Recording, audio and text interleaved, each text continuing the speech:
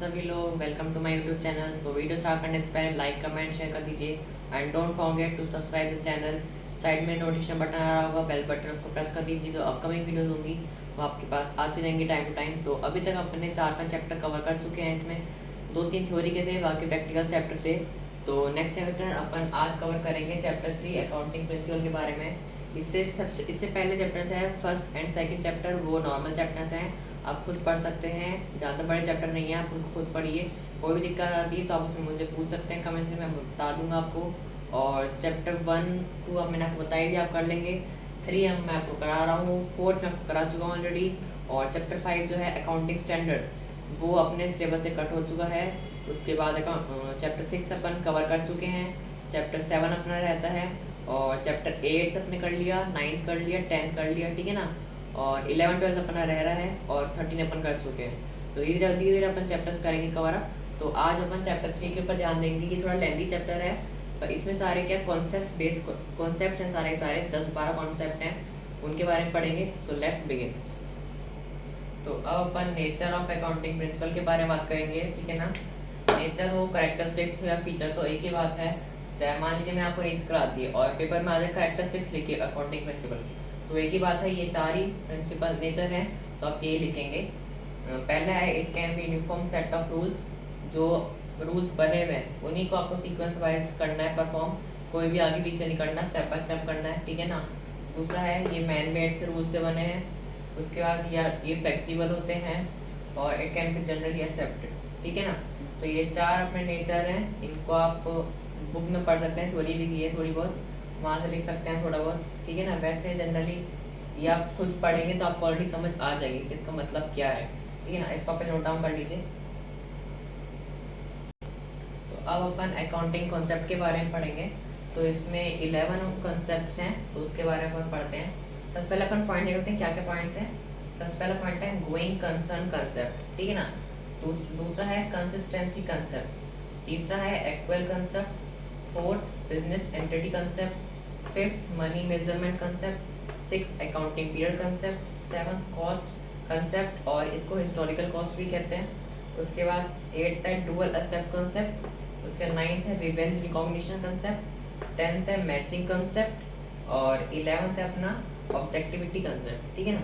तो ये आप पहले पॉइंट्स लिख लीजिए, उसके बाद मैं आपको धीरे धीरे इन सारे कॉन्सेप्ट्स के बारे में बताऊंगा डिटेल में, इनको लिख पाऊंगा क्या क्या ये कॉन्सेप्ट के बारे में क्या कहना चाह रहा है, ये क्या मतलब है इसका, मैं आपको लिखाऊंगा डिटेल में। तो आप पहले इसको नोट डाउन कर लीजिए। तो अब अपन डिटेल में पढ़ेंगे को क्या कॉन्सेप्ट है। तो दूसरा कॉन्सेप्ट है गोइंग कंसर्न कंसेप्ट। क्या होता है गोइंग कंसर्न कंसेप्ट? इस मीनिंग्स जो ये लिखा हुआ है आपको दिख रहा होगा गोइंग कंसर्न, इस वर्ड से पता चल रहा है कि इसका मतलब क्या है। मतलब जो चलता रहता है, रुकता नहीं है कभी भी कंसर्न। इसके बारे में लिखा हुआ है, आप देख सकते हैं इसमें। It is assume that the business will continue to exist for a long period of time in the future. ये एज्यूम किया जाता है कि जो बिजनेस है और लॉन्ग पीरियड ऑफ टाइम तक, फ्यूचर तक कंटिन्यू चलते रहता है, ऑनगोइंग प्रोसेस रहता है, कभी भी खत्म नहीं होता, रुकता नहीं है बीच में। In this concept we record fixed asset at their original cost and depreciation is charged on these assets without reference to the market value. इस कॉन्सेप्ट के अंदर अपन जो फिक्स्ड असेट होती है उसकी वैल्यू को रिकॉर्ड करते हैं ओरिजिनल कॉस्ट से, और उसका डेप्रिसिएशन चार्ज करते हैं, जो भी रेफरेंस डेप्रिसिएशन चार्ज करते हैं इस असेट के ऊपर, विदाउट रेफरेंस लेते हैं मार्केट वैल्यू का, ठीक है ना। ये होता है गोइंग कंसर्न कॉन्सेप्ट, ठीक है ना। उसके बाद दूसरा अपना कंसिस्टेंसी कॉन्सेप्ट क्या होता है। तो कंसिस्टेंसी कॉन्सेप्ट होता है this concept states that accounting principles and methods should remain consistent from one year to another। ये कॉन्सेप्ट क्या कहता है कि जो भी प्रिंसिपल है और मेथड है अकाउंटिंग का, वो हमेशा कंसिस्टेंट रहता है, एक ही जगह रहता है, चाहे वो एक ईयर से दूसरी ईयर चेंज हो जाएगा, पर वो सेम रहता है consistent. This should not be change through year two year. ये जो कॉन्सेप्ट है वो हर साल चेंज नहीं होता है, एक ही जो कॉन्सेप्ट बन गया वो फिक्स रहता है, कांस्टेंट कॉन्सेप्ट फिक्स रहता है, ठीक है ना। इसको पहले नोट डाउन कर लीजिए। अब अपन तीसरा कॉन्सेप्ट के बारे में पढ़ेंगे। तीसरा कॉन्सेप्ट है एक्वल कॉन्सेप्ट। ये क्या कहता है, आपने पढ़ा होगा कैश बेसिस, और मैंने आपको एक्वल बेसिस के बारे में डिफरेंस कराया था, तो उसी के ऊपर रिलेटेड है ये कॉन्सेप्ट। क्या है, actual basis is used for recording transaction. जो एक्चुअल बेसिस होता है वो क्या काम करता है, ट्रांजेक्शन को रिकॉर्ड करता है। और ये it provides more appropriate information about the performance of business enterprise as compare to cash price. ये एप्रोप्रिएट इंफॉर्मेशन किसके परफॉर्मेंस की, बिजनेस एंटरप्राइज की प्रोवाइड करता है with compare to cash price. ठीक है ना, ज़्यादा इंफॉर्मेशन प्रोवाइड करता है ये कैश बेसिस के मुताबिक। और it applies equally to revenue expenses, और ये अप्लाई करता है रेवेन्यू और एक्सपेंस को इक्वली। ठीक है ना, ज़्यादा कोई हार्ड नहीं है, नॉर्मल कॉन्सेप्ट आपको इजीली समझ में आ जाएंगे। जो फोर्थ है बिजनेस एंटिटी कॉन्सेप्ट। तो इसके अंदर क्या है, it is basically treated as business and businessman has a separate legal entity. इस कॉन्सेप्ट के अंदर क्या है, ये जो कॉन्सेप्ट है ये मानता है कि ये ट्रीट करता है बिजनेस और बिजनेसमैन दोनों अलग अलग सेपरेट एंटिटी हैं, सेम नहीं है। ठीक है ना, they can not be treated as combined in the business. ये कंबाइंड नहीं कर, ये ट्रीट नहीं करता है कि दोनों एक ही चीज़ है, नहीं नहीं, बिजनेसमैन और बिजनेस अलग अलग है। जैसे बिजनेसमैन है वो रियल है, रियल मैन है, और जो क्या कहते हैं बिजनेस है वो आर्टिफिशियल पर्सन है।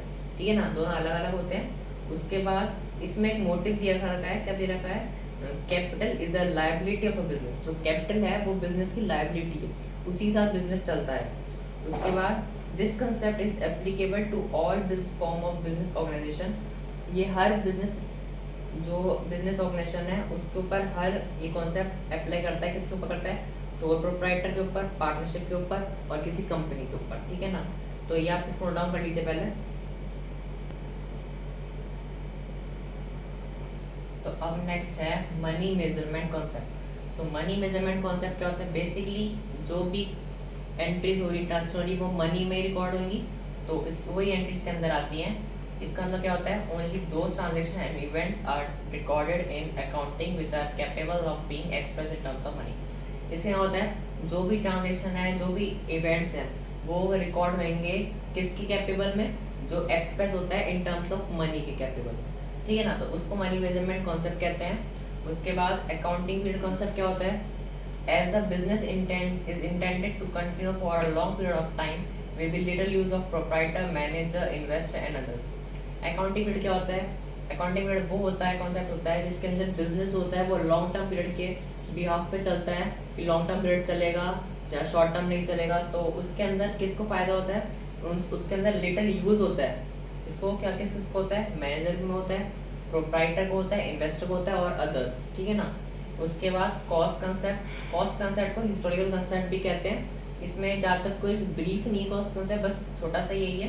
क्या होता है, assets are shown in the books at cost of acquisition less depreciation. ठीक है ना, तो ये कॉस्ट कंसेप्ट के बारे में है। तो मैंने आपको 7 ही करा दिए हैं, 11 और है, 4 रिमेनिंग है। पहले आप इनको रिटर्न डाउन कर लो, उसके बाद मैं आपको आगे करवाता हूँ। अब नेक्स्ट कौन कौन से हैं, नेक्स्ट बचते हैं अपने, नेक्स्ट है अपना डुअल एसेट कॉन्सेप्ट। सो डुअल एसेट क्या होता है, बेसिकली डुअल एसेट होता है जो ट्रांजैक्शन को बेसिकली 2 अकाउंट्स में अफेक्ट करता है।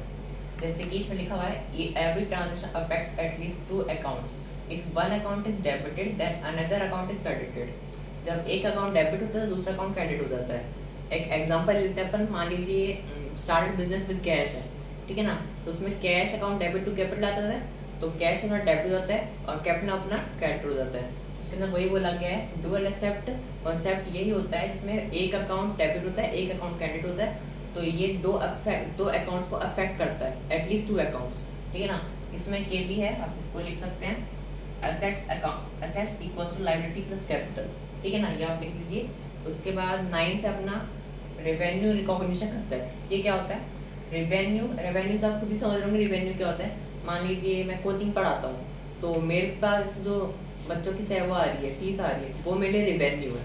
ठीक है ना, तो इसमें ये क्या लिखा है, revenue means the amount which is added to the capital as result of business transaction. Revenue क्या होता है, रेवेन्यू जो अमाउंट है वो बिजनेस कैपिटल के अंदर ऐड हो जाता है, सो बिजनेस कैपिटल के अंदर ऐड हो जाता है, जिसको रिजल्ट क्या होता है बिजनेस ट्रांजेक्शन के अंदर। Revenue is earned by sale of goods और बाय प्रोवाइडिंग सर्विस। रेवेन्यू कैसे जनरेट होता है, या तो अपन ने गुड्स बेच दिए तब रेवेन्यू अपने पास जनरेट हो गया, या फिर अपन ने कोई सर्विस प्रोवाइड करी है, जैसे मैं पढ़ा रहा हूँ तो मैं सर्विस प्रोवाइड कर रहा हूँ तो इस हिसाब से मेरे को अपन को रेवेन्यू से जनरेट होगा। तो इसको अपन रेवेन्यू रिकॉग्निशन कंसेप्ट कहते हैं, ठीक है ना। तो आप इसको नोट डाउन कर लीजिए पहले। सो नेक्स्ट अपन मैचिंग कॉन्सेप्ट के बारे में देखेंगे। मैचिंग कॉन्सेप्ट क्या होता है? तो it is determined the net profit from business operation, all cost which are applicable to revenue of the period should be charged against the revenue. तो ये जो होता है ये नेट प्रॉफिट के ऊपर डिटरमाइन करता है बेसिकली कि कॉस्ट क्या है उसकी, रेवेन्यू किस हिसाब जनरेट हो रही है पीरियड वाइज, चार्ज के हिसाब से अगेंस्ट रेवेन्यू। तो वो सब अपन को मैच करना होता है इस कॉन्सेप्ट के अंदर। उसका लास्ट कॉन्सेप्ट क्या कहता है? लास्ट कॉन्सेप्ट है objectivity concept. In this concept it should be record in an objective manner, free from the personal bias of either management और the accountant who prepares the account. ये क्या होता है? ये बेसिकली रिकॉर्ड करता है objective manner में करता है, free from the personal Beas करता है, ठीक है ना, या फिर मैनेजमेंट के, या तो मैनेजमेंट के थ्रू होगा पर्सनल बियास, या फिर अकाउंटेंट के थ्रू हो जो अकाउंट्स को प्रिपेयर करता है, ठीक है। तो ये फ्री बनता है, मतलब कि आप कह सकते हैं कि गुड मैनर के अंदर बनता है और फ्री ऑफ स्ट्रेस के थ्रू बनता है, अच्छा होता है ये, ठीक है ना। तो ये था ऑब्जेक्टिविटी कॉन्सेप्ट। तो इसी के साथ अपन ने 11 कॉन्सेप्ट जो भी थे कॉन्सेप्ट अपन ने टोटल 11 कॉन्सेप्ट थे उनको अपन ने कवर कर लिया है। तो इसी के साथ अपना ये 3rd चैप्टर खत्म हो गया है, अकाउंटिंग प्रिंसिपल। तो अभी तक अपन ने टोटल 1 से लेकर 10 तक चैप्टर कवर कर लिए हैं और 13 चैप्टर कवर कर लिए हैं, जिसके अंदर बीच में फर्स्ट और सेकंड में आपको कह दिया हूँ ऑलरेडी। उसको आप ज़्यादा थ्योरी है तो आप उसको ऑलरेडी आप खुद पढ़ सकते हैं, वो पढ़ लीजिए। कोई भी डाउट होता है तो आप मेरे से कमेंट सेक्शन में पूछ सकते हैं। और 7th chapter double entry system है, तो उसके अंदर वैसा कुछ नहीं, इसमें एडवांटेज डिसएडवांटेज है, ऐसा कुछ हार्ड नहीं है, टाइप्स ऑफ डबल एंट्री हैं, तो आप पढ़ सकते हैं। कोई भी दिक्कत हो तो आप मेरे से कमेंट सेक्शन पूछ सकते हैं। तो इसी साथ अपन ये चैप्टर 3rd खत्म कर लिया है। तो नेक्स्ट वीडियो में अपन चैप्टर 11 चैप्टर 12 के बारे में पढ़ेंगे। तो कोई भी दिक्कत तो आप मुझसे कमेंट सेक्शन पूछ सकते हैं, मैं आपको बता दूंगा, कभी पूछ सकते हैं। और जो इस चैनल पे नए आए हैं वो जाके सब्सक्राइब कर दीजिए और शेयर करना बिल्कुल ना भूलें। सो इसी साथ अगली वीडियो में अपन मिलते हैं। Thank you.